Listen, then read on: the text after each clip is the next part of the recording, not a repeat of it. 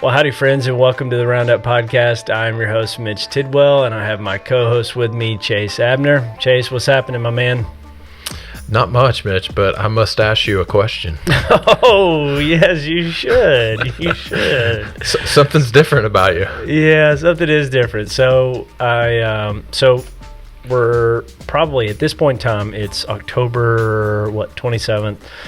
We have a baby. Our second child comes next week. I'm taking some extended time off, like to the end of the year with holidays. And so basically, I won't have to be seen for the next 2 months. So I've never really grown out a mustache, so I'm starting that attempt to grow it out. And I guess now that we're talking about it, I'm keeping myself accountable to probably keeping it at least for the next few months. So yeah, if you can't tell, it's coming in slightly. Just looks like a dirty upper lip. If you're watching this on YouTube, if you're listening to it, that probably sounds really weird. but we're working on it. Yeah, it's man, different than your normal dirty upper lip, I guess. So. It is, man. Yeah. It is. It's a lot different. So, anyways, that's what's new in my world. Besides, I'm trying to, as my wife is preparing for our child, I am preparing for this mustache over the holiday season. So, yeah, that's where I'm at. And hey, I saw that you guys were carving pumpkins as a family. Was that from the Abner Garden? The Abner Garden. Yeah, actually 2 of them were from my garden. Nice. I only produced 3, but one of them rotted in the patch before I picked it. And man. But yeah, man, we're getting ready for Halloween. Awesome. Costumes finished up and carving the pumpkins. I know that's a big deal to the Abner family. The Tidwell family just thinks that's the weirdest holiday in the world, and we don't even touch it. But you guys seem to really love the Halloween season. Yeah. We dabble in the occult. Oh, I love it, man. I love it. Oh, man. Well, hey, friends, I appreciate y'all joining us today. We got Justin Smith on, who is, you probably remember Justin Smith from last year. We had him on in October talking about the road to planting. He was at Columbus Avenue Baptist Church in Waco. He was a college pastor, felt a burden to plant, and so had then agreed that he would go to Redeemer Church in Lubbock to start a residency to then plant a church. But he didn't know how, he didn't know where. It was simply him and Rebecca, his wife, taking a step of faith to say, hey, we want to plant, and this is like our first step. So we're like a year in now. And so, hey, Justin, it's been a year. How's it going, man? How are you guys doing? Man, it's going really well. It has been a crazy year. A lot has changed since we talked. I mean, I'm currently in Lubbock, not in Waco anymore, obviously, like you said. But yeah, it's just been a really good season of learning, of resting, reflecting, and just been really good for my family, really good for me. So yeah, we're just really grateful. This has been a great year. So Lubbock, excuse me, I feel like Lubbock gets a bad rap basically everywhere, not just in Texas, but outside of Texas. Totally. And I know it's not, Waco is, what used to be the weirdest place in Texas is now like a destination. So tell us, I mean, what's your quick take on Waco? Or not Waco, Lubbock, I'm sorry. Lubbock, yeah. Man, more restaurants than you could ever want. That's a bonus. It's a cool town. Driving into it, you're like, where the heck? Like when we moved there, we were like, where did we just move to? Yeah. Like I'm from Arkansas with mountains and trees and lakes, and I'm in the literal opposite right now. Yeah, you are. It's just brown. It is. Yeah, it's brown. We had a dust storm yesterday. So like I was driving down the street and the sky is red and everything is covered in dust. Everything is just perpetually dirty. Man, we like it. We like it a lot. We got good people here. We've got family here, not literal family, but we've got people who have become our family. So we love Lubbock. It's going to be hard to leave. It'll be as hard to leave Lubbock as it was to leave Waco. And we were in Waco for 7 years. What we won't miss is being 5 hours away from anything else. Driving anywhere from Lubbock. I mean, you guys have come to Lubbock. It is just the worst ever. So I'm excited I'm excited to be back in Central Texas where I'm close to everything else. Yeah, man, You're right. Lubbock is pretty dirty. It's so dirty, even your pastor is dusty. Oh no, man! Look We have two guys. Look We have two guys on staff named Dusty, and All I think right. it's just I think Oh. it's just a normal thing. You know, babies are born here in Lubbock, and they look outside and say, "What do you think about Dusty?" All right, let's name him Dusty. The Abner humor, man, for the dove, man. That is good. That's I love it. That's 2 puns. We're like 5 minutes in. That's 2 puns that he's given so far. That's incredible. That's incredible. I just, Chase's humor to me just keeps getting better and better. I love it. It's great, man. Awesome. Well, hey, Justin. Yeah, so it's been a year. You've been in Lubbock at the Residency. So really, you've talked a little bit about what has happened, but like, when did you jump into the Residency there at Redeemer, and how's that gone? Like, what have you guys talked about? What have you learned? What decisions have you made? All those kind of things. Yeah. So we kind of started this process somewhere around March of last year, March of 2019, like a week before or March of 2020. Sorry. A week before the pandemic hit, like a week before the country shut down, we had our first talk with Redeemer here in Lubbock. And the process really kind of started then. We didn't end up moving out to Lubbock until December of that year. And so we had a kind of a long process of casting vision, raising support, kind of doing some things in preparation while we were in Waco. But then once we moved to Lubbock, things kind of sped up just a little bit as far as the process that I'm in. I got to start the residency, doing stuff here at the church, like going through a cohort with other church planters, learning, meeting with people, and then doing just regular ministry stuff like we all do in our churches or in our ministries here at Redeemer. And so it's been a really, really, really cool thing. A lot has changed. When last time we were on this podcast, I had 1 child.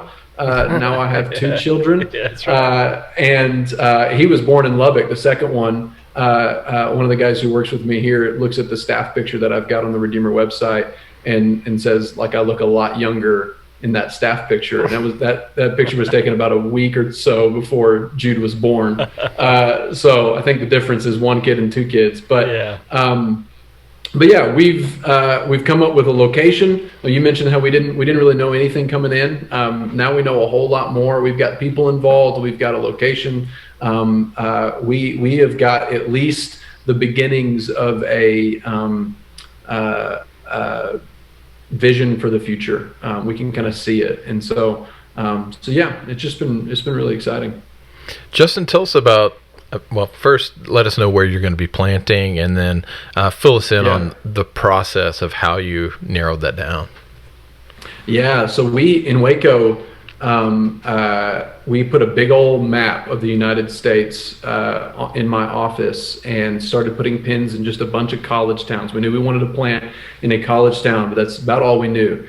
And we started putting some pins in different places and writing notes, about these cities, things that I knew or things that we had heard, and just kind of started praying, looking at the map every day and just praying.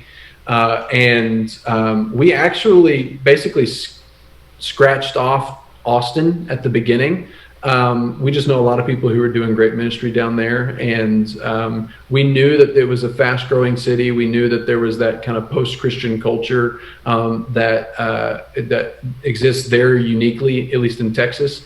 But we just knew too many people down there who were doing stuff that we really liked, and so we kind of scratched it off. But as we started talking to folks in Austin, pastors, people who are a part of these churches that we really respect and learn from, work with, more and more of them started telling us, like, no, actually, we would vote for you to come to Austin. And we actually haven't gotten one pastor that we've talked to there who has been kind of in opposition to this. All of them have said, oh yeah, we want more and more people to come. And so that kind of got our attention, and we started looking at Austin again. And my wife and I, as we prayed about this, it kind of came down to 3 cities. and all of them very unique, different from one another, all had specific reasons for why we were looking at them. But eventually the conversation started to be like, well, if we end up going to Austin, then it'll be like this. Or if we end up going to Austin, well, if it's Austin, and eventually like all of us, me, my wife, folks here at Redeemer, everyone involved is like, so it's Austin, right? Like all we're talking about is Austin. And so it wasn't like this kind of, moment where I'm out in the wilderness praying and God puts a giant billboard of like a skyline of Austin or something, and I just know that that's it. It was just a really a year-long process of praying, having conversations with people, doing a ton of research, and yeah, just having a whole lot of people speak into that. I mean, a ton of people got a say in that decision, and yeah, it's just kind of a team effort to eventually say, you know what, we think God is calling us to Austin. There are enough pushes and tugs toward Austin where we think that's the place where God wants us to go. So besides it, being home to a major university, and besides the fact that multiple pastors were very welcoming and excited about the thought of another ministry or church launching there, what were some other things that made it arise to that top three? Yeah, so we had a couple of things that we were looking for in particular, besides the fact that it was a college town. We wanted a place that was more post-Christian in nature, and we were really kind of using Barna's statistics and looking at cities there. Austin's the most post-Christian city in Texas, and it's in the top 25 in the U.S. And then we wanted a campus and a city that had a decent amount of influence for at least the area around it. And Austin in particular is a very transient city. So people will move to Austin, not just college students. All of us college ministers are used to somebody coming in and then 4 years leaving. That's why we love college ministry, because it basically sends people for us. But Austin is like that as a city, that people will move in, work for these big tech companies or whatever the case may be that draws them to Austin. And then they'll end up going to a bunch of different places around the country. And so, I mean, it's kind of like Tim Keller's, the city is the place where culture kind of trickles down like a river off of a mountain or whatever to the rest of the country. Austin is one of those places. And so, and then in just a place where honestly we felt like we would be at home, a place where we felt like we could thrive as a family and as ministry leader and stuff. So that took a lot longer to feel out and figure out. But eventually we were like, you know what, we could see ourselves living in Austin 10 years from now, whatever Austin's going to look like in 10 years. But yeah, so hopefully that makes sense, that kind of process, those questions. That's good. There's a lot of church planters who, they feel a call to a type of place, but I think what you're sharing, it just helps provide them with a script of how should they narrow down their search beyond it's a college town and there's a need there, how else should they think about a place that would fit their family? That's good. Thank you. We got really good advice from a guy in Austin, and he wasn't necessarily trying to convince us to come, but he said, like, man, listen, you are picking the place where you're hopefully going to be living for the rest of your life. Like, that needs to be a thing. You don't need to go to some place where you're not going to thrive and your family's not going to thrive. And it doesn't mean we don't sacrifice for mission. We for sure sacrifice for mission. But is this a city that I'm going to be still in love with, 10, 15 years, 20 years down the road? That was a real question, and something that I had never thought of. It was very helpful to us in this process. Mm-hmm. Well, I've always said I hope that I die in Fort Worth, but if there's anywhere else I'd rather live, it would be Austin, man. I love that place, so I'll come visit you guys for sure. Well, my secret evil plan is to steal you away from the SBTC, and hey, you can work with me, right? Here's the deal. I'm going to work out where I can just work remotely and be stationed there, and we'll just the best of both worlds, man. We'll make it happen. The people want it, Mitch. The people want it. That's right, man.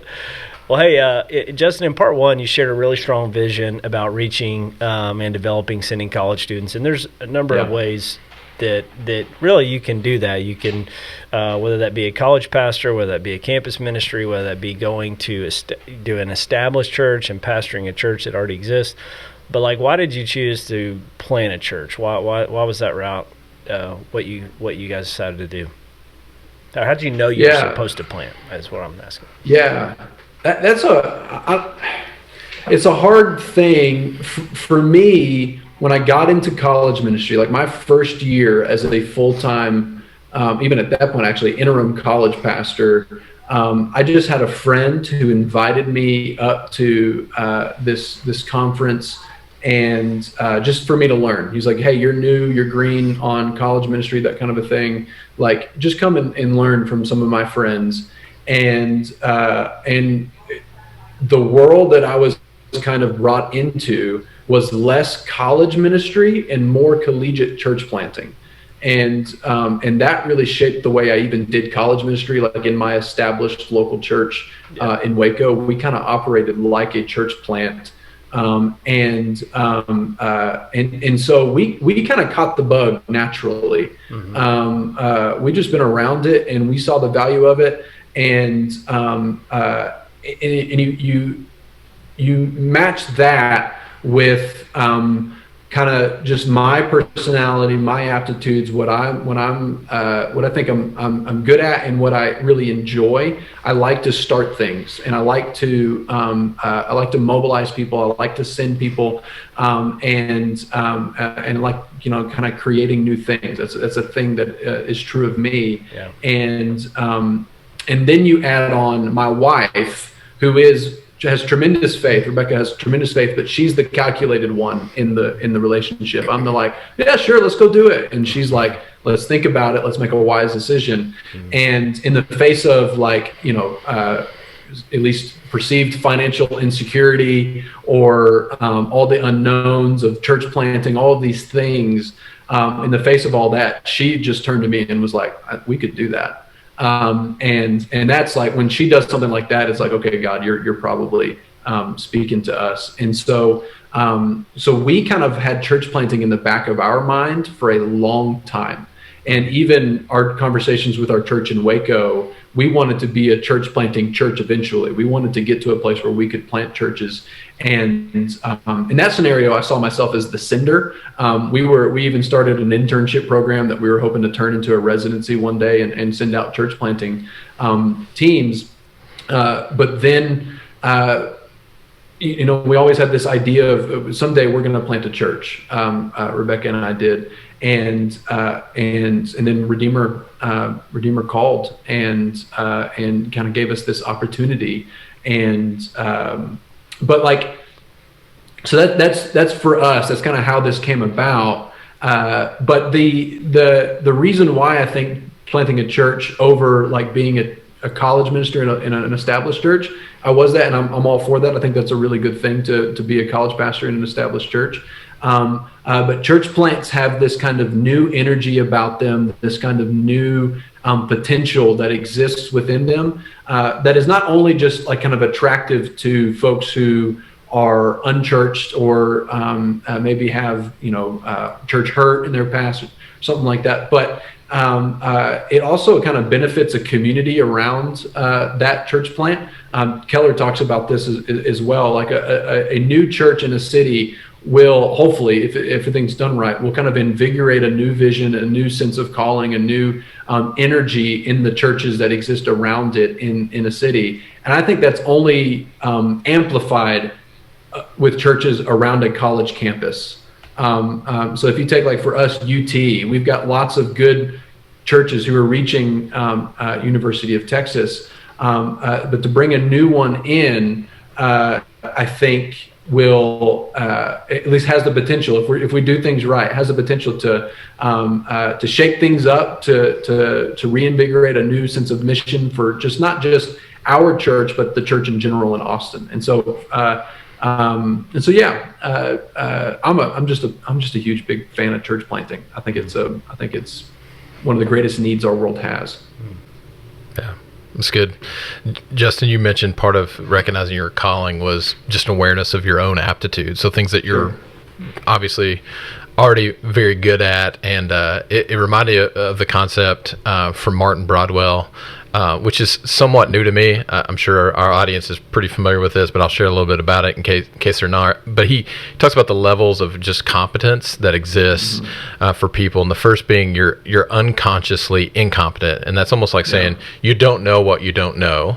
Yep. And then the next step, you become consciously competent, and you're consciously incompetent, so you know what it is you need to learn. Then it moves up to you're consciously competent, so you know what you know your skills, but then you almost forget and become too acclimated to your skill set or your aptitudes, and you become unconsciously competent. So obviously you're bringing a lot of gifts into the residency with Redeemer, but I'm just curious, like, where have you felt yourself going from unconsciously incompetent, from not knowing what you don't know, or not knowing what you aren't good at, to being consciously incompetent? So help me know, like, some of those moments for you where you're like, oh, I'm so glad I'm doing this residency because I'm learning how to do X, or I'm realizing my need for X. Like, fill us in, like, help us get a peek into that for you. It's a great question. Yeah, man. And that was kind of the thing, Dusty, the lead pastor here at Redeemer, asked me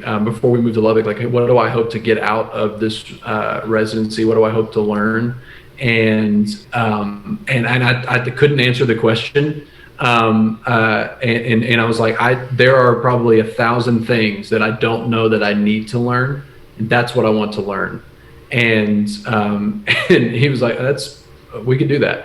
And so it's been kind of that way from the beginning, since we moved here to Lubbock, and even before we moved to Lubbock, learning the things that I don't know,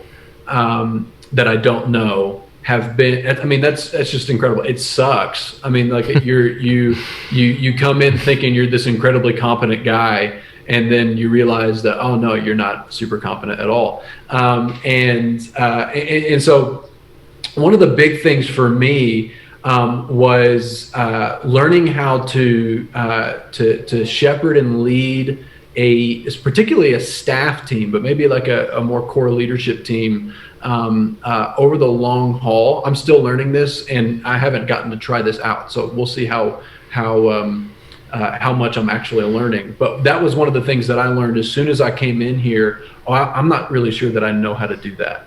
I could tell you that, it's really important to, like, try to invest in your staff and to coach people and to train them up, that they're not just cogs in the machine, and people are not, like pawns to be used in your dreams for mission or something like that. But as far as, like, how to actually take care of people, I didn't know. I knew how to mobilize people, and I knew that I knew how to mobilize people. I didn't know how to take care of them and shepherd them well. Still learning that. I think one of the other things that I came in not knowing that I didn't know how to do this was kind of this sense of creating a culture of international sending. That I knew was a thing, obviously, and we that's the reason why I'm attracted to college ministry. It's why everyone listening to this podcast probably loves college ministry, because it gives us an opportunity to reach a generation that will be sent out to the ends of the earth. But what Redeemer's, this is their thing, is they take people in Lubbock and they equip them and they send them around the world, and learning how to actually do that. I grew up in traditional Baptist life. I'm all for the things I'm about to say, but like what I knew about, like, international mission was like the Lottie Moon offering and the posters of missionaries or something like that would be put in the church foyer. But Redeemer has taught me that, like, a local church, no matter where it is, a local church can be like a hub for impacting the whole world, and not just the concept of that, but like how to actually do that. And it's been a pretty cool thing. Yeah, well, I think it's great how you're when you're thinking about the possibility of church planting, you recognize there were some aptitudes that you had that would apply to it. But there was just such a draw there that even the things you knew you didn't know didn't keep you from taking that step of faith. And I think a lot of people maybe don't allow themselves to dream or consider church planting or collegiate church planting specifically because they've never done it before and they don't currently know how they'll do every piece of it. And so I think what you're demonstrating is like, if there's a strong desire to do it and there's a matchup of some of the skill set needed, there's ways to finish that, the last 20%, to get you to that point. And so, I think, things like the Redeemer Residency are a great opportunity for that. Yeah, I highly recommend doing that kind of a thing. I mean, being a learner, no one's planting a church. No one has ever planted a church who was an expert at planting a church. But like no one's like, so that's even after you've planted, but like no one goes into this process, at least not healthily, and hasn't spent some time doing some real learning. And so I think, you kind of put this guy up here who's like, church planting would be not a thing for me because I don't know everything about it. Like I don't quite feel fully equipped for that. I think that's part of the process that there may be some people who are ready to plant a church right now, but I think for me, my experience was I wanted to plant a church. I felt like God was calling me to plant a church, and I had received affirmation from other people who had said, this is something that you could do. But the confidence to do that came from or is coming from, I should say, from knowing not that I am ready to do it, but knowing that I've got people around me who can teach me the things that I don't know. And that's not even like during the residency, like 4 years down the road from now when we've planted and stuff like that, like I know that whatever problem I'm going to run into, I know someone who has also run into that problem. And so I don't need to be an expert on all the things. I want to learn as much as I can before we go. But having that community, having that network of people, being a lifelong learner will kind of take care of, at least I'm counting on it taking care of me, Yeah. Hey, Justin, let's dig into the residency a little bit more. What is like your weeks looks like? Like help, and I know every residency is going to be different in different churches, but like paint us a picture, kind of get us into your shoes in a week. Like what does each week look like for you in that Redeemer Residency? Yeah, so it's it varies a little bit. There's people ask me all the time here at Redeemer, like, what exactly do I do here? And it's a hard question to answer. They see me teach in certain venues, and that's about the only thing they ever see me at. And so, but there's a few constants, and I think probably this is probably general for most residencies too. But I'm in a part of a cohort of other people who are in some sort of similar stage that I am in the process of planting a church. Not all of them are lead planters, but they're kind of generally all in the same process as I am. In my case, around the Redeemer network. So Redeemer has planted several other churches that are also planting churches. And so I'm a resident here in Lubbock, but there are 7 to 10 other residents right now in the Redeemer network around Texas and a few other states. And so I meet with them weekly. And we all get on a Zoom call together and we do some reading together. It's almost kind of like school. We do some reading together and we talk about it and we kind of help sharpen each other, mostly like intellectually and how we're thinking about this. It's very much like a grad school or seminary type thing. And then the other constant, other than regular church staff type things. The other constant specific to residency would be my meetings with basically the elders here at Redeemer, especially the ones who are on staff. So Dusty, the lead pastor, Ben, the executive pastor, and then Brandon, he's an elder, and he's also the residency director. He's my boss, and the college director. And so I meet with them each bi-weekly, and I just get to ask questions. And that's literally the agenda. Is I bring the agenda. I bring the questions, and those two things are about the only constants that happen every week. The rest of it is in some ways built by me.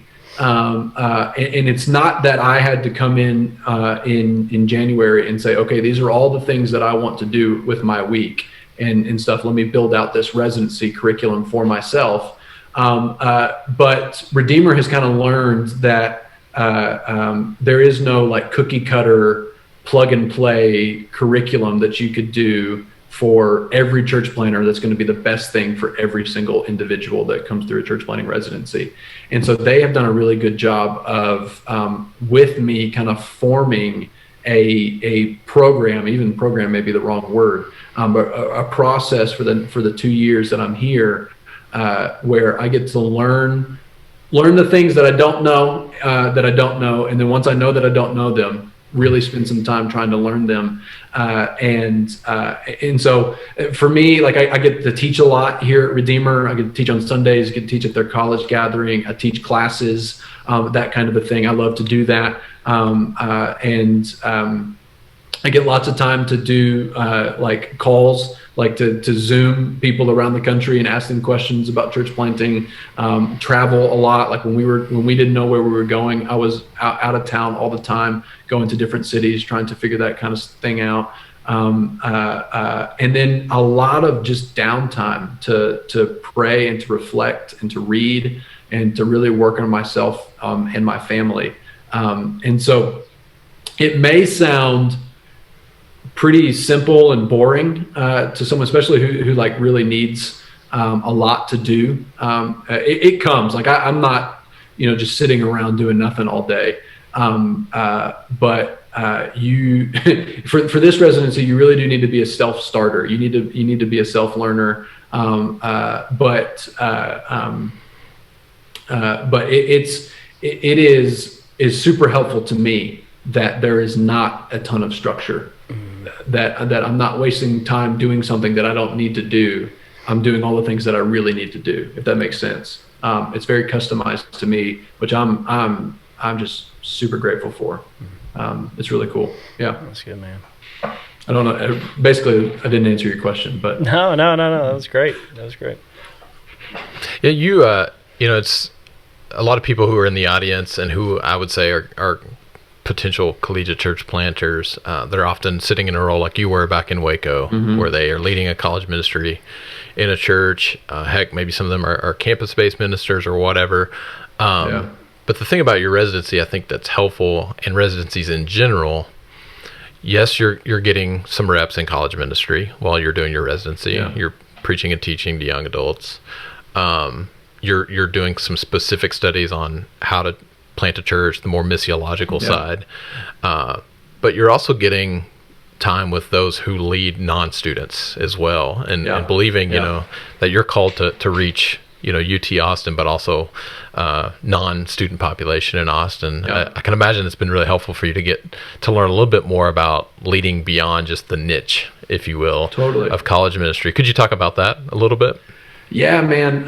That's been one of the things. I mean, I was consciously incompetent on that one. I knew that was something that I really wanted to learn. And one of the benefits of this residency is I've gotten to take all the directors of the different ministries at Redeemer to coffee, and I get to ask them what they do, learn about like our kids ministry, our family ministry here.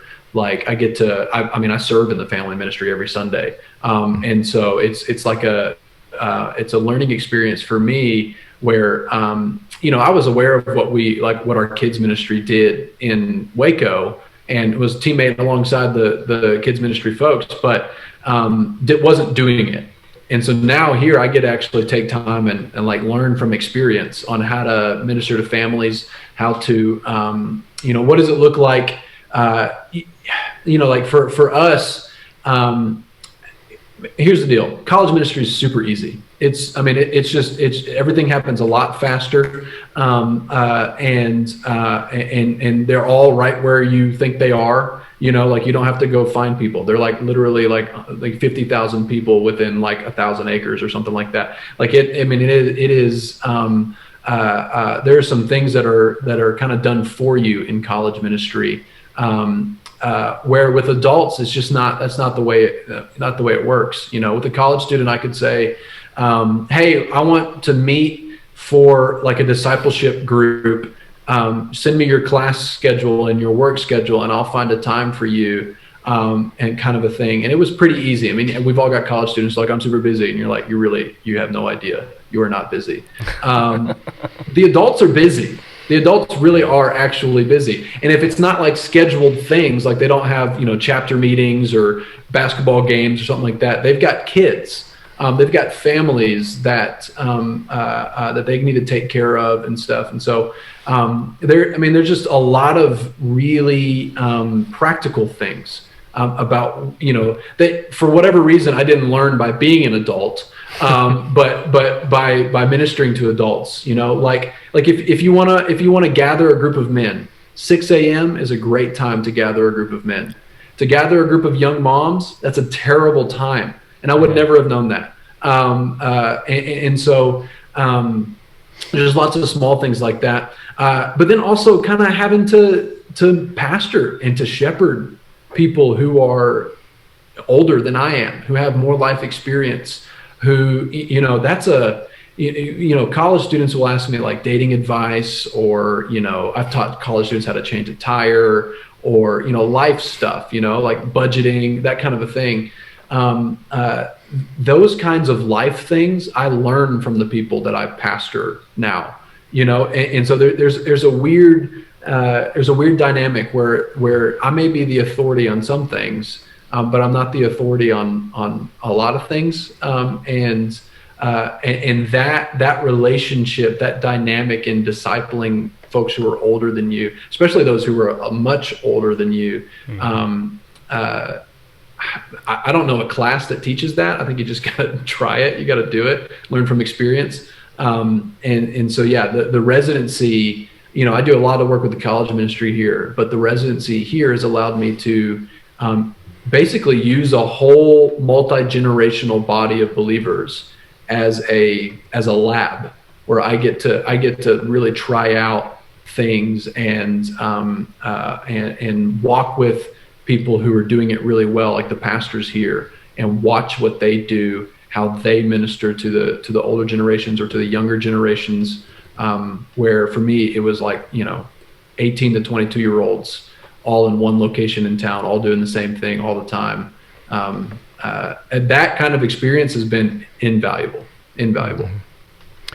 Hey, Justin, what does the next year look like for you guys? So last year you're just, hey, we're saying yes. Yeah. This year, some training, development. What does the next 12 months look like for y'all? Yeah, so we'll continue our process of training and development. For the first year of this residency, it's very much about me and my heart and my character and working on my health.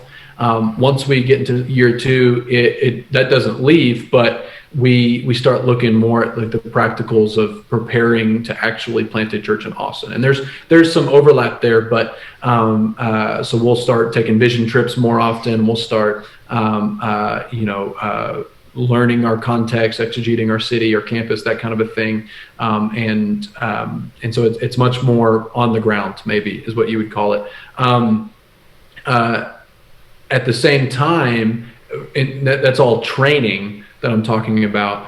At the same time, we're starting to do, and we've kind of already been doing it, but starting to really go full throttle at a few things. One, building a team, a staff team and a core team.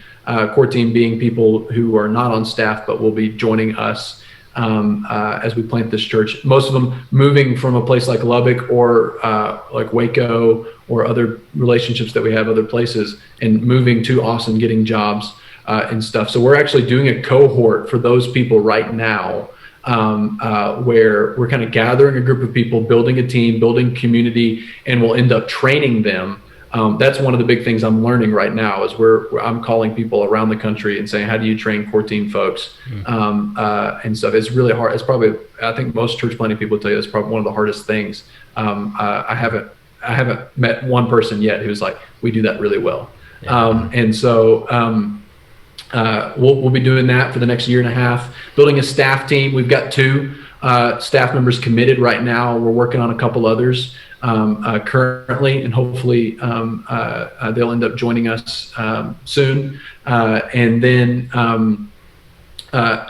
planning, just a bunch of planning, as much as you can do. So everything I'm doing right now is held with an open hand because I'm not in Austin yet.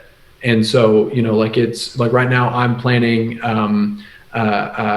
we're even working on a residency program, like not the one I'm going through, but like for ministry residents, for folks who have graduated college and want to kind of get like 2 years under their belt of ministry experience and a little bit of theological education. We're hoping to bring some residents with us when we plant. And so I'm working on a plan right now so that I don't have to work on that plan while I'm trying to do ministry in Austin, or how to get people connected and assimilated into the life of the church. Like we're figuring those kinds of systems out. We might get into real life in Austin and those things need to change, but we're trying to plan as much as we can so that we've got things built out, even if it doesn't exist yet. But we've got some things where we're not having to, I'm not having to spend time on my laptop creating those things. I can spend time with people, making disciples. That kind of a thing. So that's a lot of what the rest of the residency looks like. Justin, what advice, I'm thinking about when you and Rebecca are like, hey, we have a kind of a burden in our heart to plant, don't really know when that's going to happen, but what if there's a young couple out there that's sitting there that kind of feels that too and really, they really don't have a track forward, and maybe the Lord just hasn't revealed that, but what advice would you kind of give them, about planting? Anything that sticks out to you? Yeah, I mean, for the person who is thinking about planting, and especially for that person who doesn't see a track forward, like they didn't grow up at Redeemer Church or something where it's normal for people to get involved in church planting. I think 2 things come to mind. I think 2 conversations that probably you need to have if you really do think that church planting is in your future. I'd say the first conversation needs to be with your lead pastor, especially if we're talking about like a college pastor or somebody like that. Now, I understand that for some people that may not be a safe conversation. If you've got a lead pastor who would take that as a threat or something like that, we can do a whole podcast on what you do in that situation. But likely your pastor's not going to be threatened by that. Likely it's going to be a welcome conversation, especially one that's like, hey, I think church planting is in my future. What do you think about that? I think that kind of conversation will help you with 2 things. One, it may end up creating a path for that, where your pastor actually wants to get involved in this kind of a thing. This has been true. This is true for me. Our church in Waco is partnering with us and is sending us to plant alongside of Redeemer. And one of the staff members who we're bringing on, a guy named Ryan, is currently a next-gen pastor at a church in Little Rock, Arkansas. And his pastor, exact same thing. He had that conversation, and the church is now sending him and financially supporting him. And so it may result in a path. The other thing too is it may be, if you've got a really good pastor, it may be a very clarifying conversation. It may be either, I think I see that in you, and I think that's really good. It also could be, I don't see that in you, and that might be helpful as well, as hard as that would be. The second conversation I would have is with other people who are around you, and as particularly if you know folks who know you and know church planting. I know that a lot of people may not have those relationships, but so for that person who doesn't have those relationships, maybe it's 3 conversations: people who know you really well, and then people who know church planting really well. But really kind of digging into the discernment of that calling. I think, I mean, God can do whatever he wants. And if you say you're called to church planting, I don't want to doubt that at all. But when the church in Antioch sends out Paul and Silas, the first time it says that the church in Antioch sent them. And then the second time it said that the Holy Spirit sent them. And so there's the Holy Spirit and the church. There's the community around you that is laying the hands on you and affirming that. And I think if you talk to the Mitch Tidwells, the Chase Abners, the people who see church planters all the time, and stuff, you talk to them, and if they know you, they can really help you discern that calling, and then also discern a next step for that, because they know all the current paths that can be taken. But yeah, those two conversations, lead pastor and the folks around you, I think are huge, and you continue working on that call, and I think things will start. That dream might start becoming a reality as you have those conversations. That's a good word. And Justin, thanks for pushing people our way. I know Mitch and I both really relish the opportunity for someone exploring collegiate church planting to help them figure out what that might look like. And I'm even thinking about the lead pastors who may be listening to this and who maybe they're not currently leading a church with a church planting culture, and so in their humility they can say, like, I don't know if you're called to it or not, because it's not really what we do. I don't have experience with that. And that's really where, denominational structures like SBTC, the Send Network, and the North American Mission Board, we can really come along beside churches because we have processes. Our assessment processes help discern, help a potential planting couple or the planter who's single to discern whether or not they're called into that ministry. And I mean, it's a pleasure to help serve churches in that way and potential missionaries. So so that would be something I add. I think your answer was great, but it really points the need of sometimes you need that third party, that objective outsider to look in and be like, hey, what is going on here? What is God stirring in your heart? But but honestly, like before we wrap up, I mean, there's something we really have to like probe with you. I'm not saying you're an international pop star, but the reality is I've never seen you in the same room as Justin Bieber.